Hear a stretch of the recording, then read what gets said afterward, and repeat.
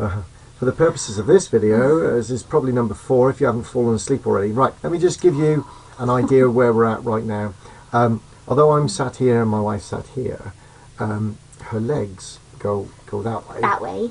And she's resting on an armchair and over there. And I've got a pillow there. Yeah. And she's got a pillow here. Because I'm comfortable. If you're sitting comfortably, then we shall begin. I'm comfortable. Are you comfortable? I'm comfortable. I'm comfortable too. So, is that children? Oh, they're asleep. Oh. I haven't had dinner yet again, so we're doing this dinner. before we eat tea. No, and the dog's quiet. He's just been attacking us, but he's okay now. He's okay. He just had a big moan, but he's gone back to sleep now. Anyway, so come on, anyway, we're not going to waffle. Right, okay. Now, anyway, this whole thing about these brothers. So don't put your letter in yet. Don't put your letter in yet. Don't put it in yet. No. Why don't you think about it for a while? And the other brother, the one who said about the date, said, "I go along. I'll be very honest." He said, "I trust in Jehovah." But he said that all the way through the 2 hour or the hour visit, whatever it was. He's the same age as me. Trust in Jehovah. And he kept saying, "I trust in Jehovah." And I thought, oh no! Can I say now about I'm not going to go through the 5 details of things. Can I mention this? What? Right, I'm going to mention it anyway. What? While they were here, he said, "Why are you doing this?" And I said, "Right, okay." And I went through 5 questions. 5 questions with them. I said, "I've got 13. I've got 13 questions. Each one of them, you're not going to be able to answer. But I'll give you 5. And these 5, and I don't mean to be disrespectful, brothers, but these 5 are the simple ones. The others, we haven't got enough time." So I gave them the 5 questions, and we went through them. Boom, boom. And each one, both of them that were sat here, down in here, he looked at me. The younger elder, the one that said, "Oh, I don't give dates," just went into a complete silent, "Oh my goodness, this is cognitive dissonance for me." And his whole body, his frown, he couldn't cope with it. The other one, and I won't mention the names because they're both lovely men. They are, both of them. Absolutely lovely men. This is not gutted. to take the mickey out of you. I was gutted because one you of them are lovely said, men, both of you. But I love you as a friend and I don't want to lose you because I should have... And Mark and he support the same football team, and it was just almost like he was losing a fellow footballer. He's absolutely a wonderful bloke. He was gutted. And so they were both are. And but he kept saying, and he was nodding, saying, "On that one, trust in Jehovah. Trust in." So I said, so I went through the next one, and then by the time I did the 5, I said to him, "Please, brothers, can you give me answers to any of these 5 questions?" And I said, be honest with me right now. Can you give me answers to any one of these 5, let alone the others? These 5. And I went, no, I can't. I said, "Is there any point in me giving you any more?" And I said, "No." "Oh, okay, all right." And it was then I knew we were right, and I felt sorry for them because I didn't want them leaving the house feeling so uncomfortable. But in other ways, it's good that they felt uncomfortable because maybe they'll go away and start looking at this sort of thing that we're doing now. But also, with regards to that other brother, that he also said about the meetings. He said, "I go along for the association and the fellowship and and I've had a hard day. I go along and that perks me up." And I'm thinking, so you're not going along because it's the right thing to do, and Jehovah's actually commanded that we go to the Kingdom Hall and worship Him and everything else. You're because you just gathering of yourselves and he together. said, "I get a kick. I get a kick out of being with." And I'm like, okay, within the cliques, because there are cliques and there are people that associate with other people, regardless of what you think. When you're in an organisation, there are cliques, and I've never wanted to be part of a clique, so that actually scared me off. As opposed to making me draw towards it. When he said that, I thought that's another reason, but I'm not going to go into it, as to why I will want to walk away. Because it's not me, never has been, never will be. It's not first century I teaching. don't do that. I'm friends with everybody, and if everybody wants to be my friend, that's brilliant. I welcome that. I will try to be the best friend I can. But when somebody starts saying to me, "I enjoy the fellowship and I enjoy this and I enjoy that, and I go along just for that," they're missing the point. And this is an elder missing the point. Missing the point. Trying constantly. to drag us back by saying something like that. They didn't once show us the scripture. They didn't once show us. They had the Bibles there. Yeah, they had the Bibles there. But they did not open them once. But this is that by accident. They just turned up by accident. They met each other in the street. Yeah, they had the Bibles with them. Just finished work by accident. Interesting. And they turned up at our doorstep by accident with their Bibles. Oh, right, okay. But they didn't offer one scripture. It was lovely still for them to turn up, and our children were down here. Well, no. Because the way they're looking at the children. Can I disagree with you there? Oh, go on. You don't think it was nice? It's not about being nice or lovely that they turned up. They turned up because they had to turn up. These brothers had to turn up because that's part of the process. The process is someone is questioning things. Radar. Send in the handlers to work out what it is we can do with these people. Can we rectify them and bring them back on board? Can we bring them through a process of more study back into the fold, or do we just slam dunk them and stone them to death spiritually and get rid of them? So they have a decision to make, and I can guarantee you when that door was shut, when we said goodbye to those brothers, within seconds they would have gone Is it moved on. Is it no, it wasn't damage lovely. limitation? Damage limitation, exactly. So it's a case of how do we stop this power? Because we feel that because we are a very united couple, we've always felt that people would see us as quite a threat in certain areas, and because we've now come away from the organisation, we're powerful in the sense of we're united.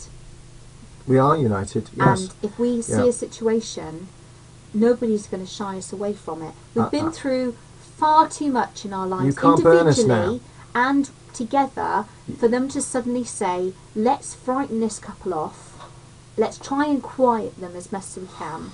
This is why we come to you now, because if we can try and show you our life experiences as to what we've gone through, warts and all, you'll either kind of sympathise, empathise, some of it will click home with you through such situations you've been through, situations you've heard of, situations your family members, people you know have been through.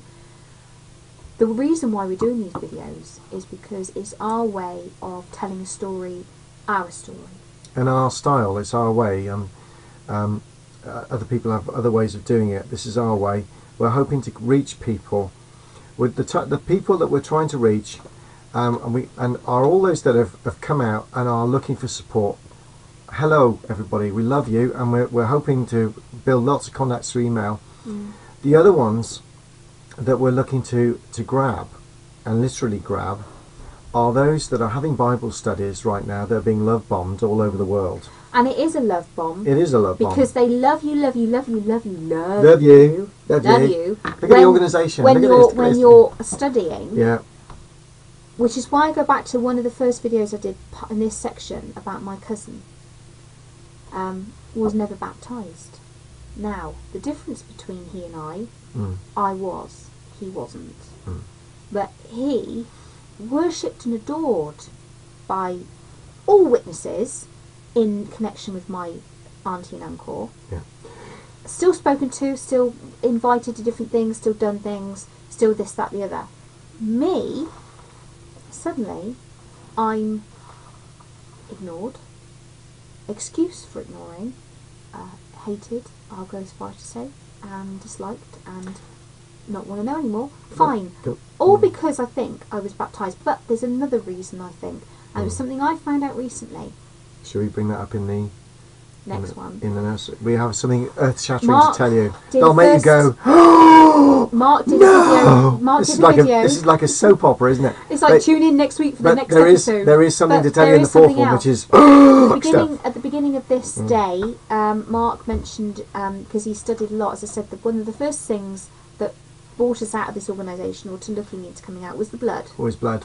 And Mark's done one video this evening already about Blood 1. He'll do several more about Please more watch details it if you haven't seen it yet. Blood 1. Because there's a lot of people that are still confused as to what these fractions are. Well, Mark's done medical research, not just society research, because the society will not tell you what fractions are. Watch this. They'll give you the glossed version in the Kingdom Ministry as to this, and you choose one or two or whatever, and it's your conscience. Yeah. But the facts are still not there. Mark will go on to the facts. He's very good. We'll destroy the Kingdom Ministry 2006 to start with. I'm amazed. We'll start there and we'll destroy it. Obliterate the whole thing. Yeah. But regarding a decision, that space. I will say to you, there's something that my father announced to me, and I don't think my mother even knows I know.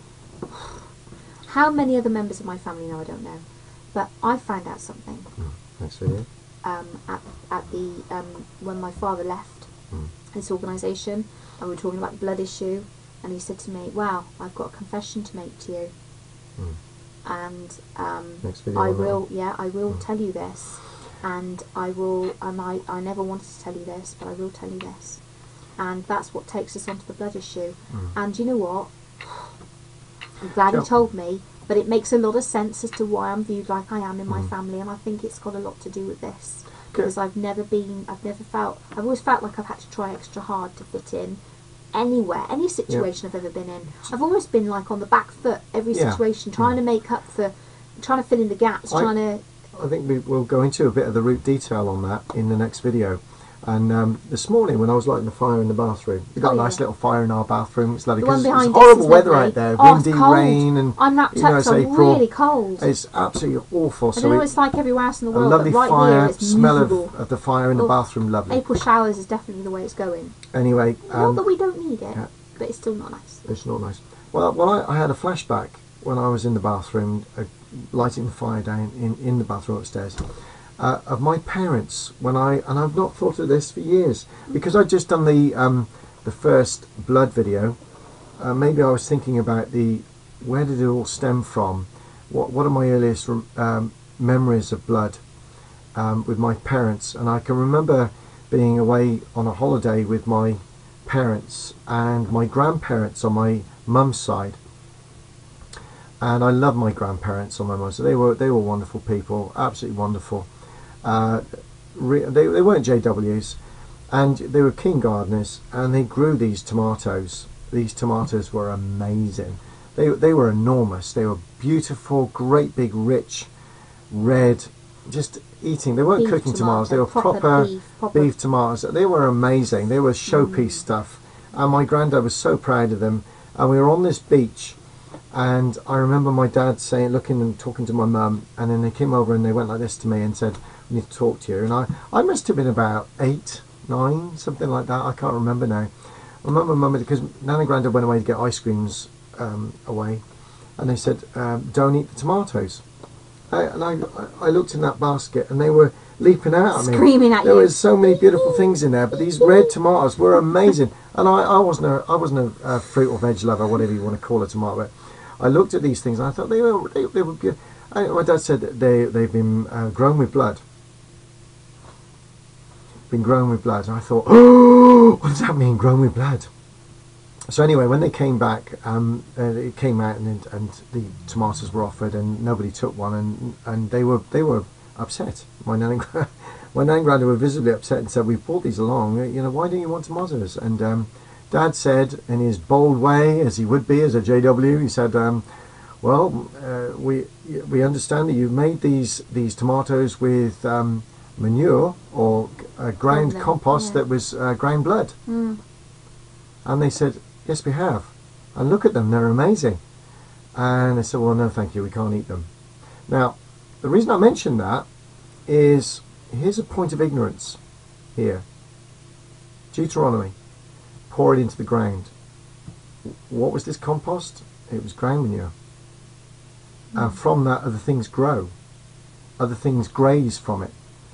But because we knew there was an element of blood in it, my parents wouldn't eat it because it had the word blood somewhere in substance. The fact the nutrients were in there, we just didn't want to know.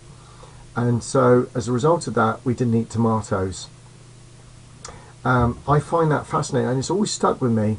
It upset my grandparents dearly at the time, and my parents thought they were doing the right thing, but this was ground compost, just a meal thing for blood, and there's the ignorance of it. The reason I mention that is just a stupid thing, but it gives you an idea of the mindset of where you're at, let alone when it comes to the bedrock of a child being on a surgical bed. Anyway, we'll come on to the next one, which is very interesting, because that's you and your revelation, which nobody knows yet. Dun, dun, dun.